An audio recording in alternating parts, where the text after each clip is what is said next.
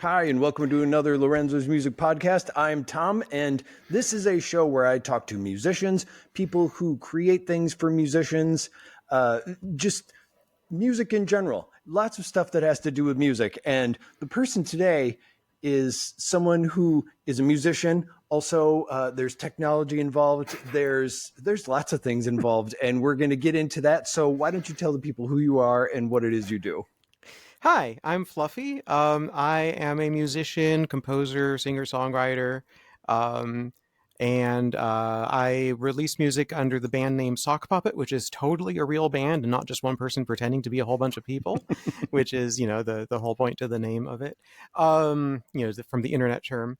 So I've been releasing music online for around 30 years now. Started out like with like the mod tracker scene and everything, and these days I'm, releasing music just, more traditionally, always trying to figure out how to get and retain an audience. And Mm-hmm. then also I perform in VR chat a bunch. I'm, in VR chat right now, as you might have been able to tell, Mm-hmm. just because it's a great environment for like performing. And so like as a transgender furry, I like people seeing my persona rather than my flesh sona.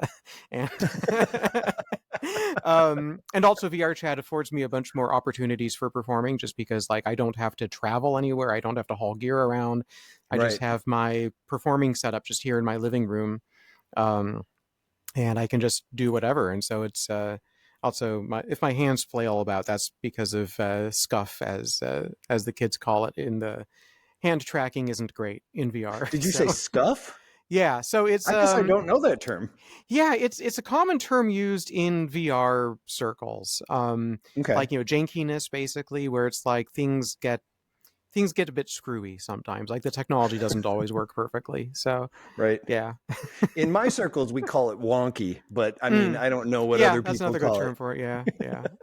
Now, here's a question that it's going to be fun to ask because I've asked this of many people because I talk to people in many different places and I think it's neat that I get to meet these people. But you, where are you physically and where are you virtually? I get to ask.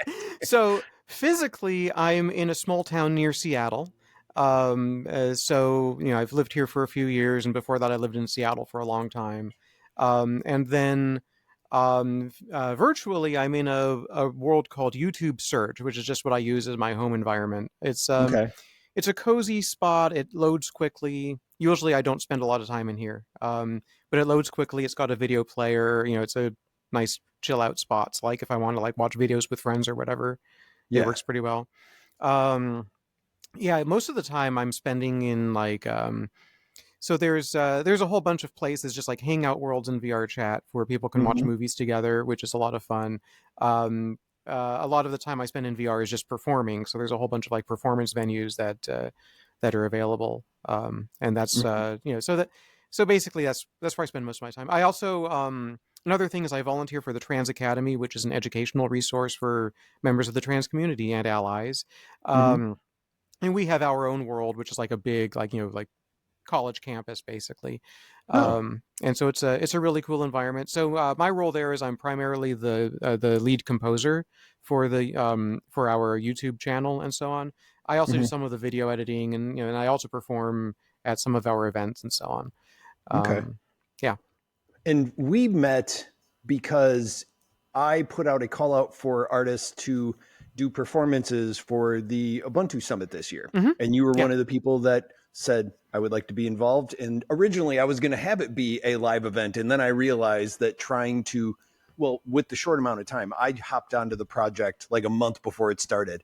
And I was like, we'll just have performances by people performing live, like as it goes around the globe. And then it was like, oh yeah, you have to find the people and then also find people who actually have live setups, and that's actually Yeah. much harder to do than just going, Oh yeah, hey, definitely. submit a performance video. So we met that way and you Hmm. had done that performance. Now with this setup, you did send a VR setup. Hmm. And before I go on, actually, so I have limited knowledge of VR. I know what it is, and I know how it exists, I suppose. But are you wearing the goggles right now? I guess I Yes. don't know how you are Yeah. wearing the goggles right So now. I'm Okay. wearing I'm wearing a whole bunch of hardware right now. So Right. I've got the goggles. I use a Big Screen Beyond, which is one of the higher end headsets. And then I also I've got my controllers to track my hands, and then that Uh-huh. lets me do like gestures and so on. And then I'm wearing 4 body trackers right now, which lets it Oh, track my body, so that yeah. if I can do a little wiggle, and like it can you can Yeah. track my feet. Let me so yeah. Yeah. Okay. And then where I was going with that was we were talking about the scuff or the wonkiness Mhm. that I spoke of. And when you did the performance, I loved so you did the performance, the whole thing was going through, and then you realized at the end you're like, oh, it looks like my hands aren't tracking. And you were Yeah. playing the performance without So the I hands, actually which was don't still have a very interesting. yeah. But I don't have a good hand tracking setup for when I'm performing. I've been trying to figure something out for a while. I've tried okay. so many different things. Uh, so usually when I perform, I actually just keep the controllers on the floor and just like have my arms by my side, basically. Mm-hmm. The problem is like every now and then they'll wig out, and then the big problem with these controllers is they'll lose their position. They'll just like start flying around randomly. So my arms Oh, are like really? flailing, basically. So not even just Um, like stop hmm, working, they just start going crazy, like right. you're possessed. Okay. Yeah, exactly. So it's like it's really annoying. But like Mm-hmm. I've been trying a few different things for my hand tracking. Like I tried a leap motion, which was the most recent experiment, and that Yeah. worked sort of okay. But the problem with it was it uses way too much bandwidth, so it Mm. was like preventing my audio interface from working correctly, and also it got really confused by my guitar because when I'm performing, I'm playing a physical guitar Mm-hmm. while I'm performing. So with my Right. And you performances, can't really put a sensor on the guitar that you right. have. You have to have a virtual guitar that's taking the place of the regular. Oh my God. That's now I'm Yeah. doing the whole like coordination thing. Yeah. Okay. Yeah, so like what I do for the guitar that you see when I'm performing, I have a separate avatar. It's going to take a couple seconds to load. Here we go. So I've got this Oh, this okay. virtual guitar just hangs on my shoulder, and like it's got physics on it so I can move it around and stuff. But like Oh, it's not tracking my physical guitar by any means or anything. It's like it just hangs close enough to where my real guitar tends to be. So like if I had hand tracking, it would look correct. right. But It doesn't look bad now though. yeah. It's one of those things. It's kind of like animation in general, where your eyes and your mind just go, "Oh, that's what it's doing," and I get where it's Mhm. coming from. You just kind of, I guess you not throw caution to the wind. You compensate for it Mhm. in your own mind. Okay, Yeah. yeah. So, but yeah, I mean, getting back to how VR performances typically work. So most Hmm. performers in VR, they're using purely just backing tracks, and they're just singing over it. And like I like to bring something extra to it by actually playing a live guitar as part of it. Right. So I use partial backing tracks. Sometimes I use full backing tracks for some songs, but generally I have a partial backing track that's everything except lead vocals and guitar. I'll have like backing vocals in the backing track, of course. Hmm. Or sometimes I just do fully acoustic sets where it's just me and guitar and just like completely live. Sometimes using a loop pedal and a few other things. Um, but yeah, so it's like I'm going a little above what most performers do. There's other performers who also perform live this way. I mean, I'm not unique in this, but Hmm. like the vast majority of VR performers, they're performing, they're using backing tracks. They're often using like karaoke tracks that they got off YouTube, and just performing covers. Hmm. I There are very few VR performers who are actually doing original songs. Pretty much every song Oh, I perform in VR is original. I mean, I'll do a few covers. yeah. Um, so there's one song I do fairly often called Space Cadet, which was actually written by someone I used to know, who was part of Song Fight, which is a weekly songwriting competition I've been involved in for 25 years now. Okay. And 'cause that's one of the longest running, I mean, websites at this point, really. But the but so unfortunately he died several years ago, and it's a Hmm. really good song. So it's like I'm just keeping his music alive. Oh, Also when I'm doing okay. acoustic sets, there's a couple of like more mainstream songs that I'll do acoustic covers of, like semi-ironically, but also in ways that people like. So I often do a cover of like I've got Royals by Lorde, and then Toxic by Britney Okay. Spears, and then Okay. I've got a bossa nova version of Creep by Radiohead. So those things are always a lot of fun when I'm just like when I'm just having fun on stage, as opposed or like doing like a song circle kind of thing.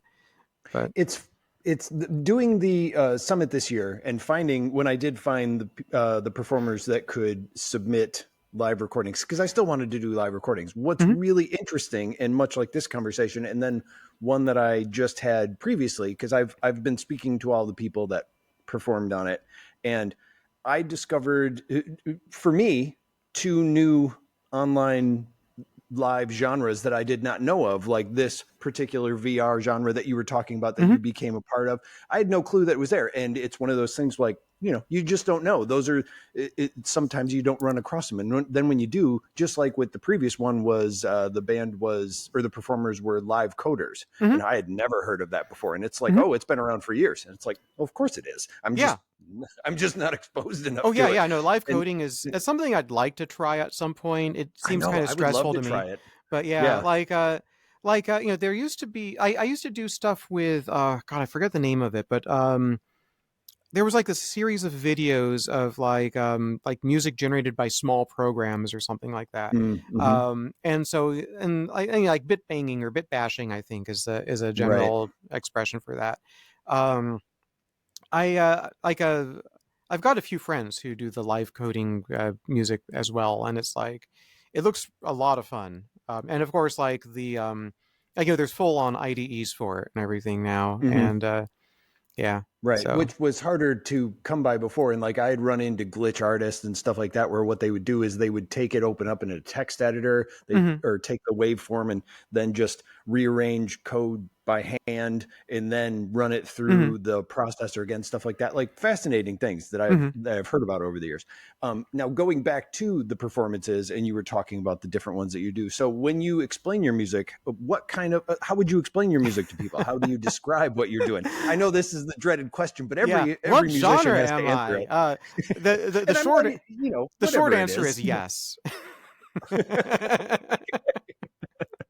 right? um, I I don't like sticking to any one sound. Like all of my albums have, like all of my albums not only are each one in a different genre, but like I can't even stick to a single genre within a single album.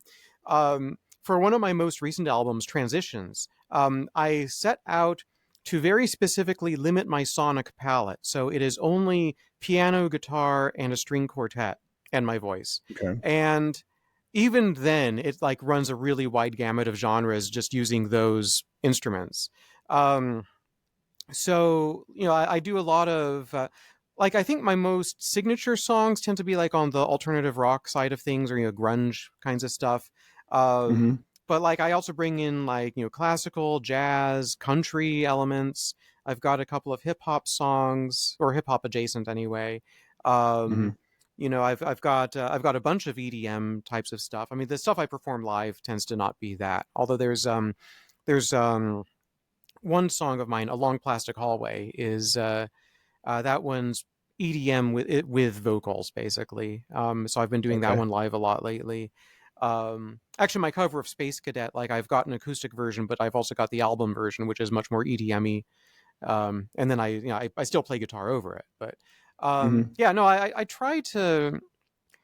I have ADHD, and I like to always be trying new things. I also do like Right. soundtracks for video games, and so one game I'm working on the soundtrack for, the game designer has been really pushing me genre-wise. So I've been How doing things so? like, well, I've been doing like lo-fi. Well, I do a lot of lo-fi already, but then like she really wanted me to do hyperpop, which I hadn't really done before. I mean, I've done like some hyperpop-esque things, but like, and then like the next track I need to work on for that is supposed to be hardstyle techno, which I've never done before.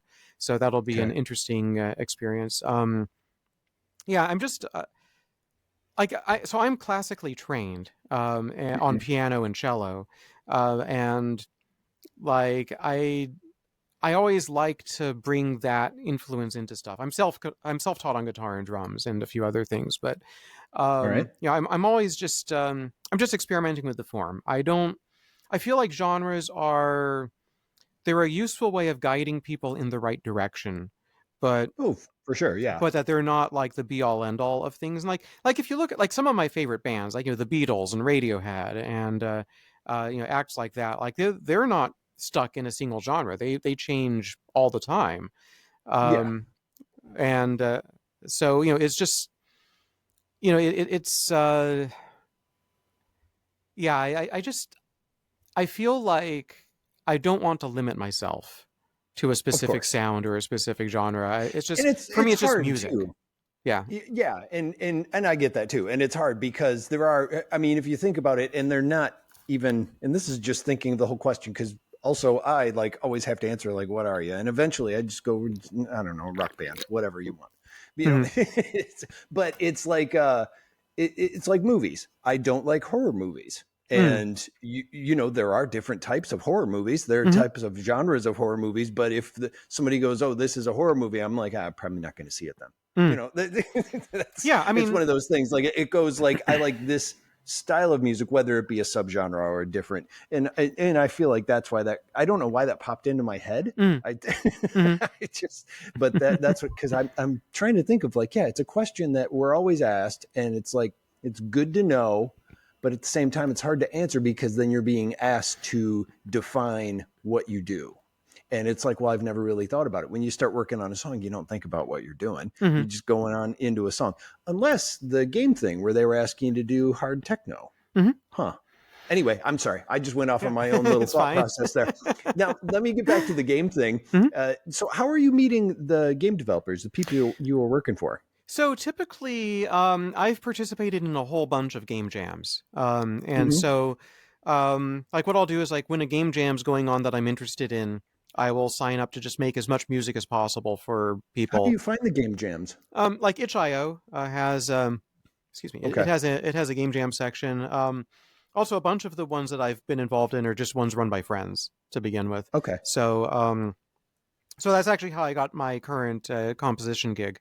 Hmm. Was I was making a bunch of music for games, and then one of the games was for for this one designer, and she was like, "Hey, like, would you like to come on board for the full game?" That because like the game jam game was sort of like a prequel visual novel Hmm. for the main game, and she Okay. was having trouble finding a composer that she liked, and she liked my output on the game jam game. So yeah. Okay. Yeah, and I feel like I just recently heard about the game jams, and I that's why I asked you. I'm like, where are you finding them? Because person Hmm. told me about the game jams, and I was like, oh, that's really neat. And then when we were done the conversation, I'm like, oh, I have no idea where they are. So you're Hmm. saying itch.io is Yeah. where a lot of it comes up. Okay. And I'm only familiar with it because somebody did use one of our songs for a RPG game that they Hmm. did, which was a scrolling RPG, and it was really cool. It was black and white. It was kind of noir, and our Mm. music was sort of playing eerily on like a transistor radio in the Mm-hmm. background. And I really dug it. Hmm. It was a cool juxtaposition of moods.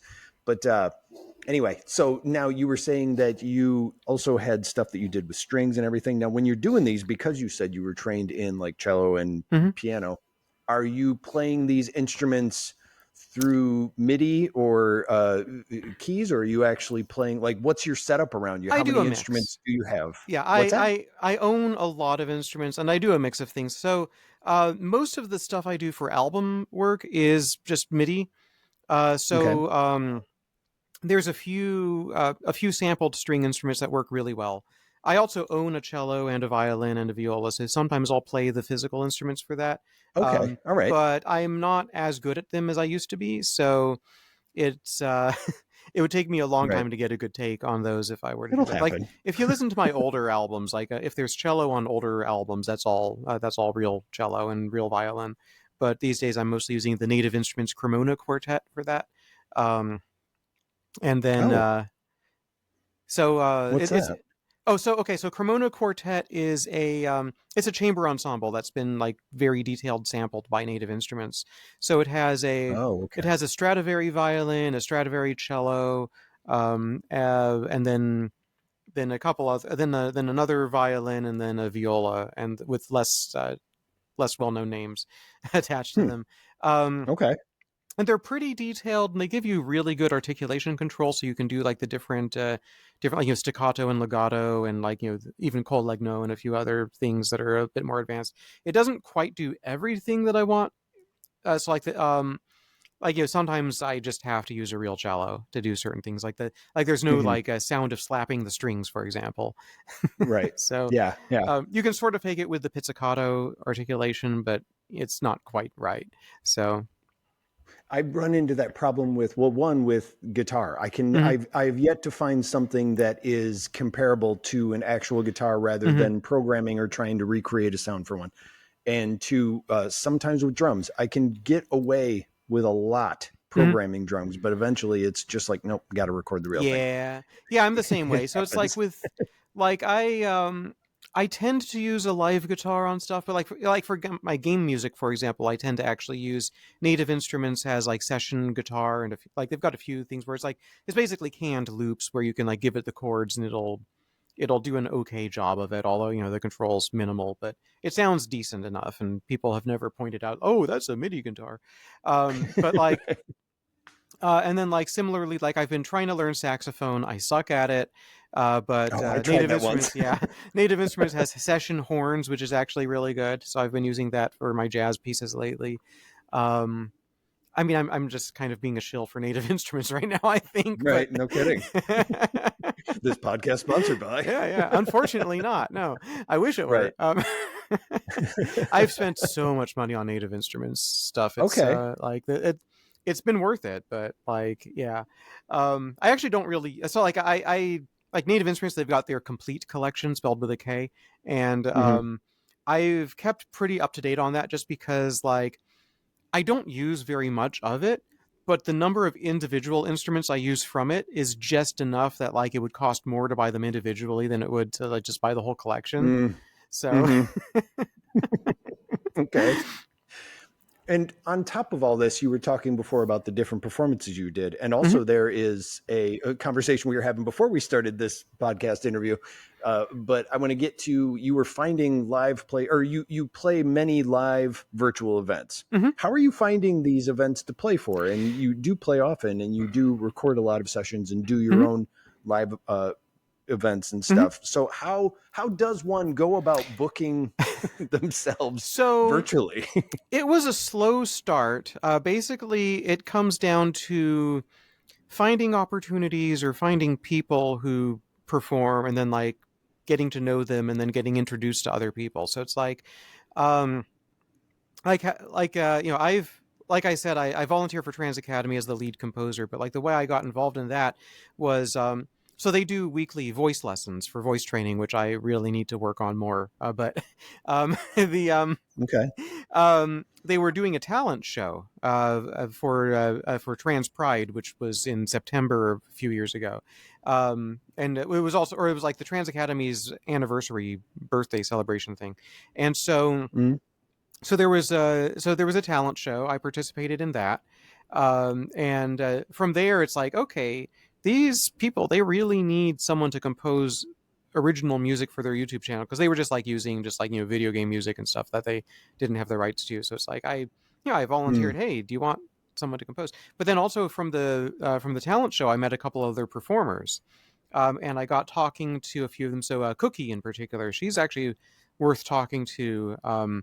I can give you her information. Cookie with a K. Yeah. Um, but then, so she got me like hooked up with a whole bunch of other ones. Like she got me involved with Corbell's music festivals, which is they were one of the bigger organizations in VR chat, although now they've Wait, stopped. Corbell as in like the brandy or No, the rum, I mean? I don't know. I don't Okay. know where he got the name from. It's just Corbell's just the Okay. name of it's someone's persona's name, All basically. right. I was just making sure Yeah. this wasn't like sponsored by No, no, no, no, no, Bacardi no, rum.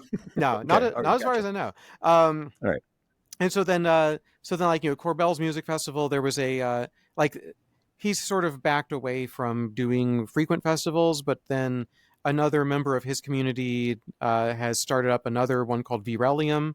And so Virelium puts on a lot of shows, so I've gotten a lot of attention through that, and then just from there, it's just kind of it's snowballed. So like I Hmm. actually recently got a booking agent for these shows. No kidding. Really? Yeah, Okay. because like she'd seen a bunch of my shows and she really she liked my music and she really wanted me to have more opportunities because she was seeing that Hmm. like like you need to perform more, and I'm like, oh, okay. And so she was just like, do you want a booking agent? I'm Yeah. like, sure. so so now I've got someone else Okay. booking shows for me, so yeah.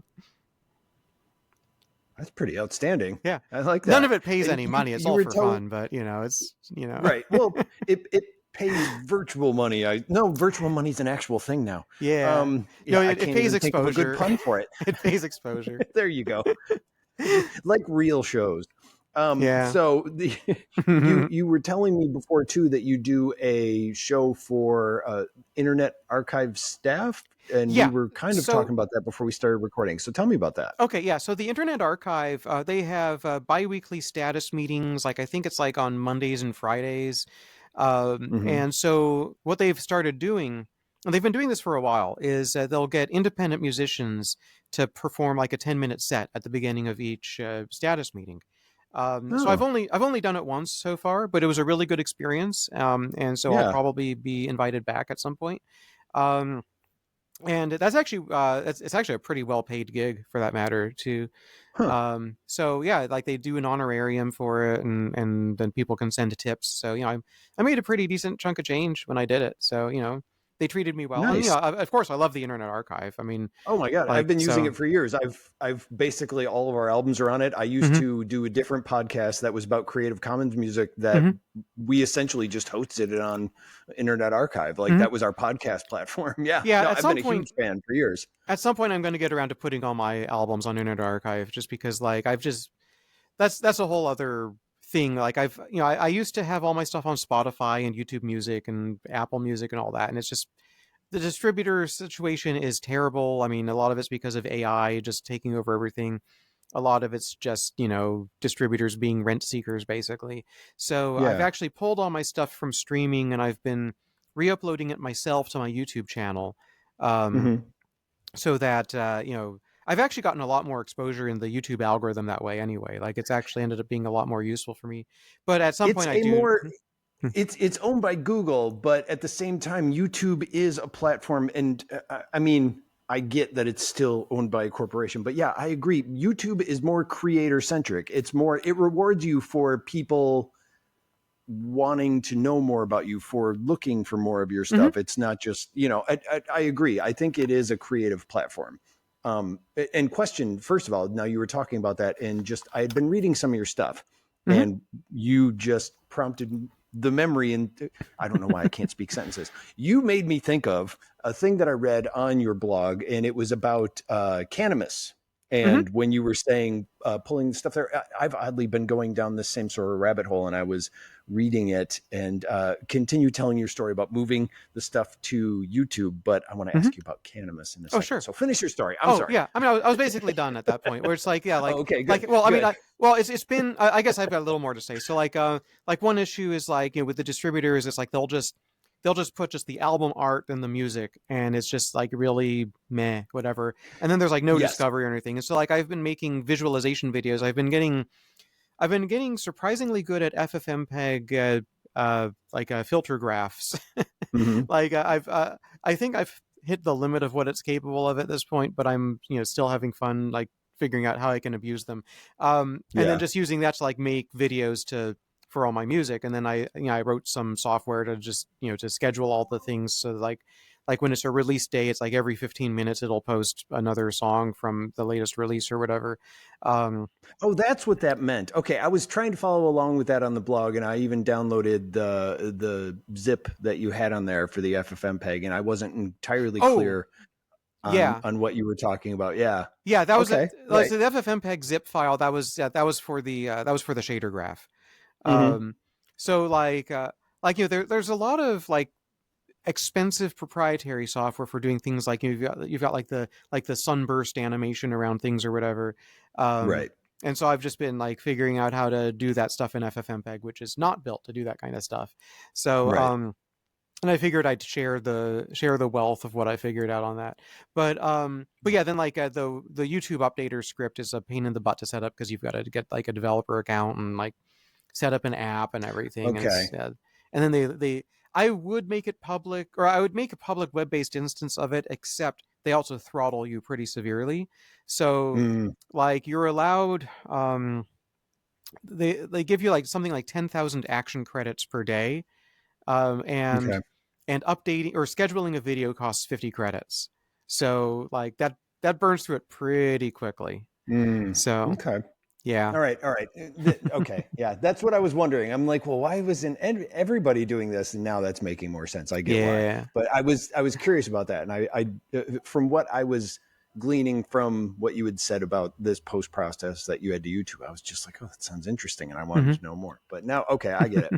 And so now going into that, you were talking about the distributors, and that's actually where my thought process that I've been dealing with lately started. Hmm. Somebody was talking about, Spotify and, never pays musicians, all that kind of stuff. And, Hmm. 0% of 0%. Yes, I get all that.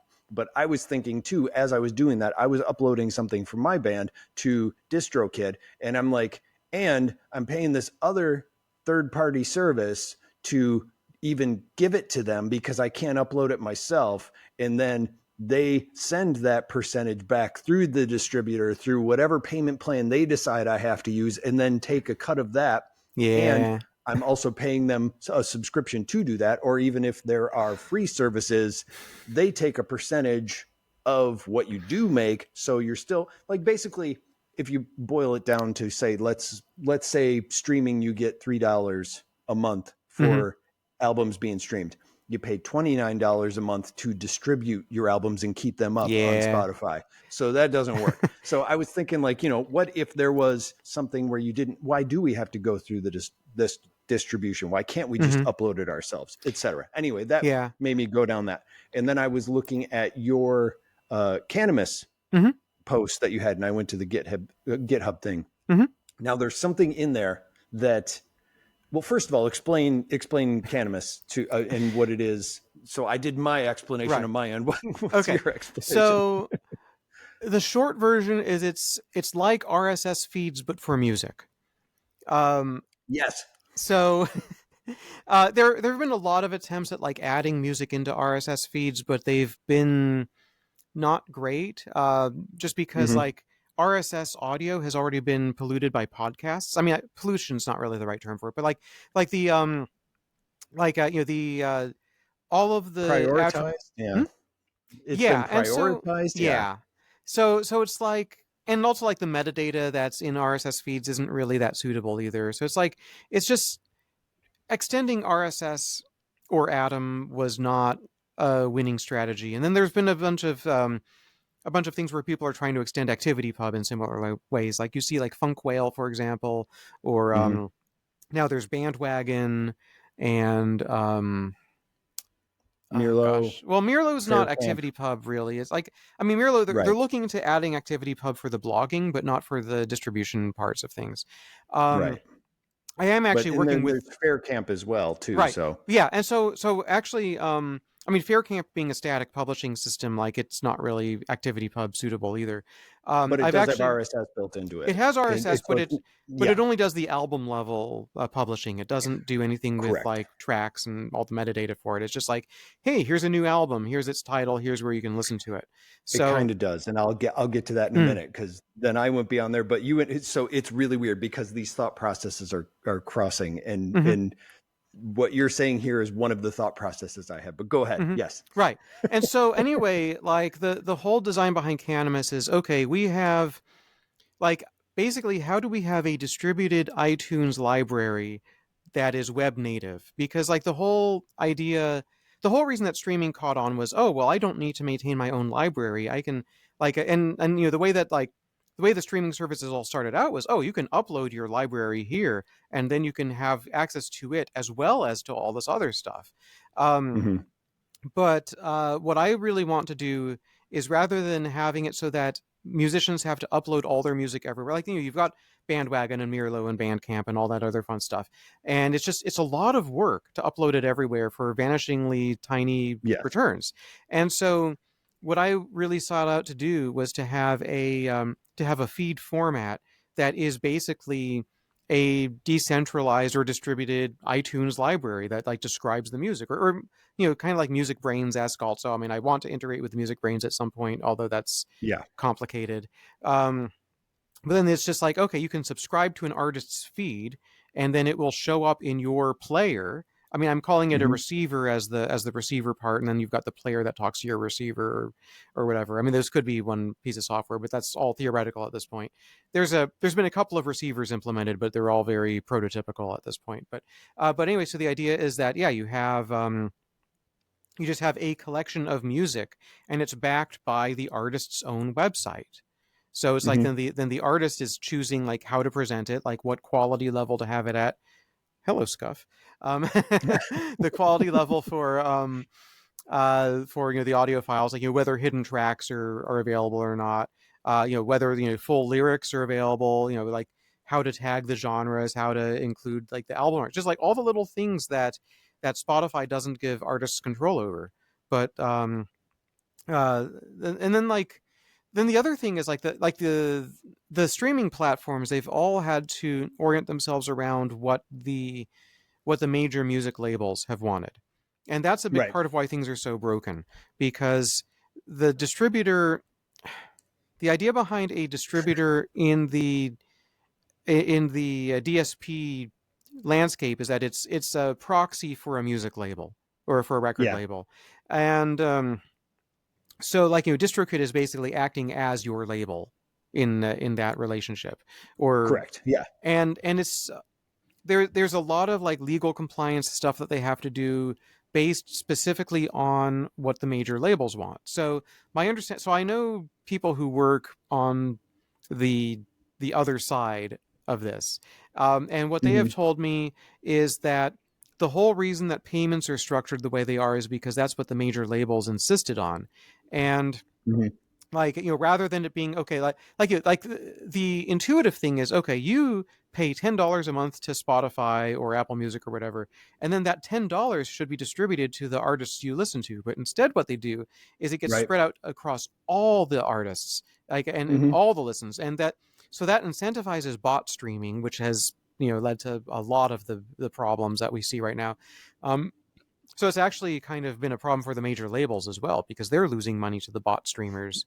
Right. Um, Yeah. but like, At least the losing part of it is, it's open to everyone. yeah, but like, It's not like definitely benefiting mhm. them. Yeah. But Go in my ahead. vision for Canimus, the idea is that your player would keep track of who you were listening to and say, "Hey, you've listened to these artists this amount," and it's like, you should send them this amount of money, and then like I've got some like white paper ish things about like how payments could be structured. Where so for Hmm. example, like okay, this month you mostly listened to this band, so send them $5. But like even if it was only Hmm. like like $2 worth, then okay, now they've got a negative balance, and so then the next month it's like, okay, now you've listened mostly to this band, so send them the $5 or whatever. And so the idea is that it's like basically dithering. So before I went musician full time, I was a graphics programmer, so I always think about these things in terms of graphics. So Right. um the so it's just like the idea is like do this error diffusion dithering or Floyd Steinberg dithering on how you pay the musicians that you listen to. So No, and this is what's really funny. So when I came across this project, when I was, getting ready for the podcast and reading some of the things you had posted, I've literally been going through the same thought process and have a prototype that does almost the exact same thing as mhm, an app. Now, thinking of it as going to the RSS feed, I was thinking the same thing.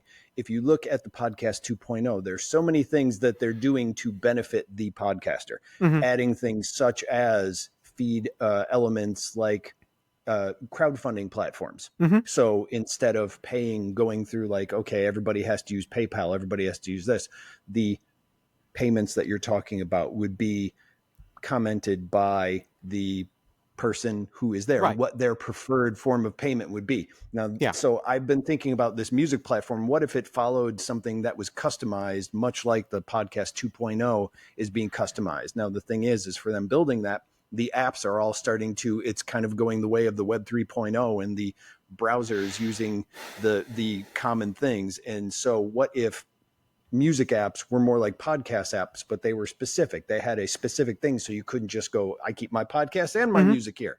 Specifically doing that where it only works with a type of feed. Now, to organize this type of feed, that's why I was thinking of Faircamp. Now, with Faircamp, if you use that as your DistroKid, you keep your music. The platform goes by using a MusicBrainz server that has a list of community list of Faircamp, because right now it's actually really hard to find Faircamp pages. You have to be referred to by them, which is also how podcasts used to be. So there would be a MusicBrainz list that keeps this. You can integrate that. It only works with this. Now, to get the information, and this is where I found it in the prototype because I wanted to figure that out. You get some information from the RSS. You get the other information, such as titles and other things like that, from the M3U files. The people can opt in or opt out of being in this platform because they can just go, I don't want to use M3U. If they don't use M3U, then they can't get added to the app, and they don't have to be, because it is self-hosted on your server. So if you do this, when you do that, you can add the MP3 or the M3U, and the M3U takes not only the album information, the song information, it can play the music from there. And then it takes the artwork and the band descriptions and puts that into the pages for the album.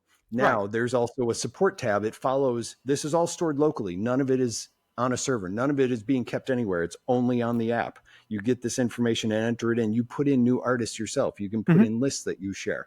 Then if you listen to an artist that's more than 30 minutes, a support tab is there, and it will show the artists that you've listened to for more than 30 minutes and suggest and nudge you to go submit to those people. Like, it is, I've literally been thinking of the same thing. Yeah, exactly. Yeah. So, I mean, the thing is, like, M3U as a format is also super limited. Like, it was intended just as a local playlist for Winamp.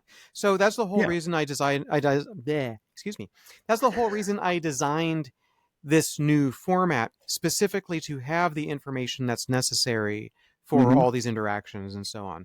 And so on the note of Faircamp, so I've actually been chatting with Simon Rapp, who wrote Faircamp, about integrating a Canimus feed into Faircamp as well. Nice. And he's interested, but he's super busy. He's working on a billion things at once. So like I'm actually considering just like army. I'm considering just like submitting a patch myself or something, because building a feed is actually really simple. So my website, I'm always working on way too many things myself, but like my website is using my own publishing platform called Pubble, and building a Canimus feed for that was just super simple. Like, and that's, it's like adding the metadata to my entry files was simple. And then just like, I have a custom view that just goes through my entry metadata and just like turns it into the JSON. And so it's just, the difficulty with Canimus is building the receiver. Building a publisher for it is super simple, and that's by design. Where a lot of the ActivityPub things fall flat for me is that they put a lot of complexity at all ends and don't actually address any of the issues that I see with this kind of situation. So like a big inspiration was like seeing Bandwagon. They're integrating with the Indie Beat, and that's all like through like custom glue and everything. And I was just like, there needs to be a better way. Like, I don't want to have to upload all my stuff to Bandwagon after having uploaded it to a billion other places too. And I don't want to run a Bandwagon instance of my own either. So it's just, like, can I just make a feed that I just publish from my existing website? Like, And that's kind of where I was coming from too, where it was like, if there was just a way that you go, here it is, it's listed, and kind of just like when you get an app, it will of course be pre-populated with like, here's the list of things for you to start out with that you can look at, and then add more. That's why I was saying music apps need to be like a podcast app. Let people who want to find it do it. Exactly. And so like making also, the bands do it. Also on the other side of things, so another one of the projects I work on is called Band Crash, which it's similar to Faircamp, but it's doing a in a different direction. So like, Faircamp, it's a single site or it's a single static site generator where it's like you have metadata for all your music, you press a button and it runs through and generates your site and uploads everything. Hmm. Band Crash is a little different, where um, it's a local app that you edit. It's there's a I mean there's a JSON format for it, but then there's also a GUI for editing the JSON, and then it will build an embeddable player and then zip files for like MP3, OGG, and FLAC. And I also recently added CDDA authoring for Kunaki specifically, Okay. just because it was useful for me. Because people want CDs as a Hmm. not that many though, so not enough to do a full run of them. So Kunaki was a good choice for that. But Yeah. they're a print on demand for folks who don't know. And the so Band Crash, it's like the idea is like, okay, I don't want to have to like have everything all managed in one central place. It's like, I've updated just this album, I'm going to rebuild and re-encode this album and then upload it to places. So like all Hmm. of the embedded players on my website are Band Crash. Well, technically the player component is called Camp Town. I was punning a bunch on Bandcamp basically. But Gotcha. um so the Camptown player and then the Band Crash encoder basically. And then Band Crash, I also have I have a pipeline for like automatically uploading everything to itch.io. So it's like just press a button and it just like it updates everything on itch.io for that album. So it's Yes. built to be like a little more flexible, but also that it requires more work Yeah. overall than Faircamp, but it's a bit more web shape, or I guess web shape's not the right term for it, but it's a bit more flexible in what you do with it, because you're Yeah. building stuff for distribution on other websites rather than it being the website. So And I saw the one of the examples that you had, and at the bottom, yeah, that there's a button at the bottom that you can download and it gives you the zip file. And that's mhm, part of it. You're saying you didn't yeah, do that separate from the thing you, okay. right. Gotcha. So the whole reason I wrote Bandcamp, or Band Crash rather, I should have chosen a better name. The whole so it actually starts so Blackle Mori wrote a player called Blamscamp, which was it had like a JavaScript based thing, and it was like These intended. names, I tell you. Yeah, it was intended for like like building a player for embedding on itch.io, but it still left it up to the musician to do the encoding and tagging, and musicians suck at that generally. So Right. Yeah. It, well, um I mean, we got to give them a little bit of forgiveness yeah, because it's like, you got to it's hard, already it's add in hard, all yeah, the song titles, and now you're yeah, supposed to add every other thing. yeah. Yeah, it's I it's a mean, lot of work to upload an album. yeah, it is. And so what I wanted to do was to make an end-to-end thing that would like it would let you put in all the metadata, and it would generate an album that was useful in all the formats that people actually use. I want to add AAC at some point, but no one really uses that, so I don't really care. Hmm. And then so it's just MP3, OGG, and FLAC for now. Um, Okay. but then and just like tagging it, I wanted the tagging to be at least as good as Bandcamp. I think it's at least as good as Bandcamp's tagging. It doesn't do all the like the fiddly things, like it doesn't do ISRCs or whatever, but Right. ISRCs don't really matter for independent musicians, and people care Yeah. about it too much, and it doesn't matter. But um, If anything, it's just to keep you from uploading the same thing several times or to yeah, be claiming or uploading somebody else's stuff. Like it's yeah. basically a precautionary tale at this point. Yeah. Yeah, but like they don't really they don't really do that either. So whatever. But Yeah. but um but anyway, so it's like I just wanted something to make it easy to edit an album, encode it, upload it places. And then so then anyway, where I was getting at with that was Band Crash started out as a front end to Blamscamp. Mm. But then there were things I wanted the player to do a bit differently, and I started out just forking Blamscamp, but it just became easier to write my own instead. Right. And so I wanted to be like very accessible minded and make it just so that it's web native. I don't like JavaScript apps. I mean, it's very JavaScript I based, don't but like really either. Yeah. like it had like the fallback mode of it is if JavaScript isn't working and you click on the song, it'll just bring up the MP3 file on your browser. Like And like for the preview encoder, I very specifically do not put in any metadata, and it's also encoded at a lower quality. So it's like, someone could download all my songs from my website if they wanted to, or from the Canimus feed or whatever, but they'll have to tag it themselves. So Right.